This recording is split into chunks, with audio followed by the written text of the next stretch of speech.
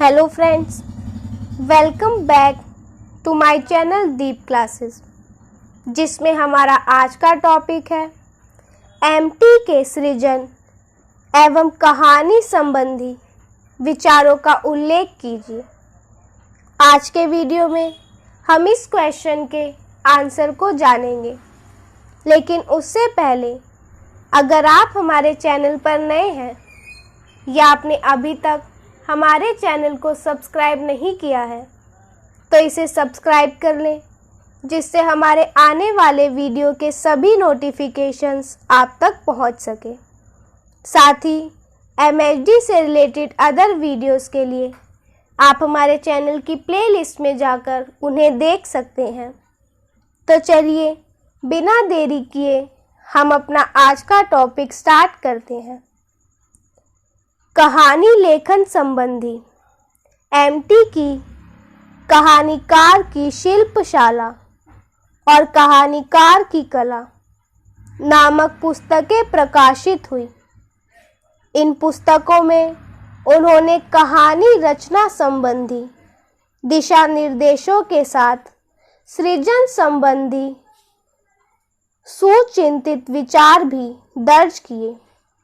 कहानीकार की शिल्पशाला में अपनी सृजनात्मकता पर प्रकाश डालते हुए उन्होंने लिखा है कि मैं अपने लिए लिखता हूँ, लिखते वक्त मेरे सामने कोई नहीं होता, पत्रकार, प्रकाशन या पाठक कोई भी नहीं। यह सब तो मेरी कहानी के भौतिक परिवेश के हिस्से हैं। कहानी की आत्मा मुझ में अंतर्निहित है, मेरे दिल में ही फूटती, उपजती और फूलती फलती है।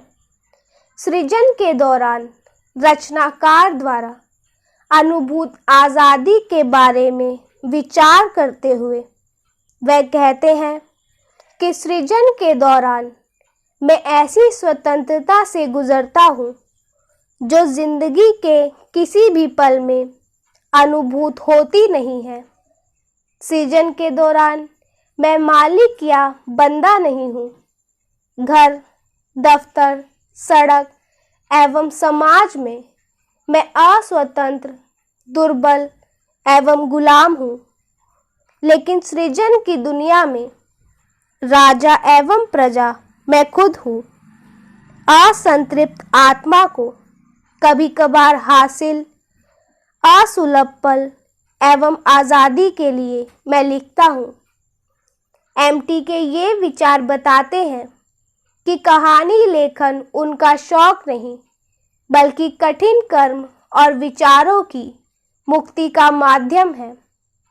2005 दिसंबर में एमटी ने कहानीकार वी.आर. सुधीश को मातृभूमि साप्ताहिक दिसंबर 4, 2005 अंक के लिए साक्षात्कार के समय कहा कि सालों से लिखने के बावजूद लिखने के दौरान मैं उदास हो जाता हूँ।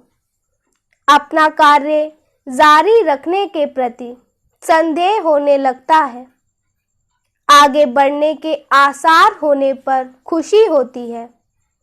वह लेखन के दौरान उसके औचित्य पर भी विचार करते हैं, लेकिन यह विचार पुरस्कार व सम्मान के इतर रचनाकार के रचना संबंधी निर्णय से जुड़ा है, क्योंकि रचनाकार ही स्वयं की रचना का निर्णायक है और यह निर्णय ही उसे अभिव्यक्ति की आज़ादी देता है। एमटी की कहानी लिखने की रीति में आत्मोन्मुखता दृष्टव्य है। वह कागज पर उतारने से पहले कहानी की सारी बातें अनुच्छेद एवं वाक्य तक मन में जमा कर रखते हैं। इसीलिए उन्होंने अपनी कहानी के वाक्य रटने या मौखिक रूप से प्रस्तुत करने में कोई दिक्कत नहीं होती। उनका मन ही कार्यशाला बन जाता है। कार्यशाला की तरह कहानी में सचेत ढंग से दखल देना पड़ता है, जोड़ना तोड़ना पड़ता है।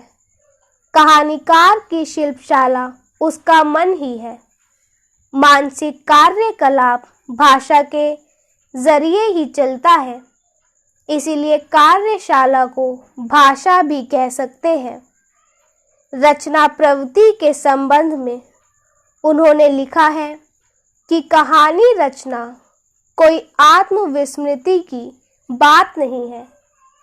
रचना के लिए सामग्री इकट्ठा करने के बाद रचनाकार को अनुशासित रहकर कम से कम शब्दों में ही कहना बेहतर है।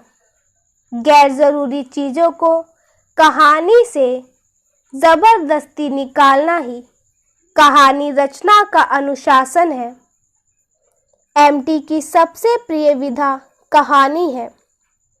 उन्होंने स्वयं स्वीकारा कि कहानी के प्रति उनके दिल में विशेष ममता है, क्योंकि कहानी की यह खासियत है कि कविता के समान वह भी पूर्णता तक पहुंच सकती है, या पूर्णता को लक्ष्य बनाते हुए रचनाकार इस विधा पर काम कर सकते हैं। उपन्यास के विस्तृत कैनवस में सब कुछ समाविष्ट करने की स्वतंत्रता होती है।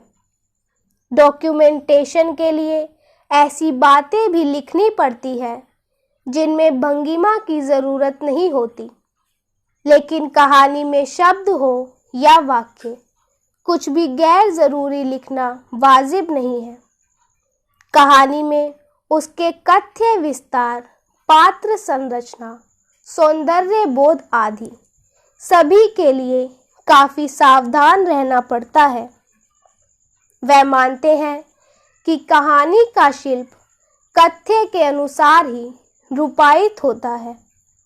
इसके संबंध में वह उदाहरण देते हुए कहते हैं कि प्यार के अपूर्व रिश्ते को उजागर करती मेरी कहानी वनप्रस्थ का अभिन्न हिस्सा है, प्रकृति। लेकिन अमेरिकन जिंदगी पर आधारित परलेख कहानी में प्रकृति से जुड़े शब्दों का प्रयोग तक नहीं किया। उनके शिल्प की एक अन्य मूल विशेषता है कि पाठक को कहानी सुनने का एहसास नहीं होता, बल्कि कहानी हमें भुगतने का एहसास करा देती है। तो इसी के साथ हमारा आज का टॉपिक यही खत्म होता है, जिसमें हमने जाना एमटी के सृजन एवं कहानी संबंधी विचारों के बारे में। अगर हमारा आज का वीडियो आपको पसंद आया हो तो वीडियो को लाइक एंड शेयर करें, और हमारे आने वाले सभी वीडियो के नोटिफिकेशंस के लिए हमारे चैनल को सब्सक्राइब करें। Thank you for watching.